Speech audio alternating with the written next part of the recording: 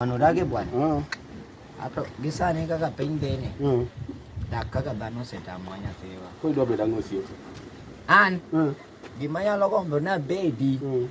Sani to kada kanyalo bedo kada mana sirwach nyako moro ma jaber. Onyule wachana.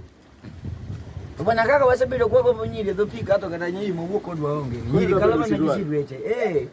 Kora nane afadhali kata kwa bedo sirwaru moro ma white kata kai. Mairo wako. Moro ma white mani giles moro ma nini. At least pesa moro kata yudo ni neche bede kawa dhiga kod nyako no out kamano. Koro seche go insi dwaru. Yan si dwaru koro noweya ga boyfriend ne moro kanyo.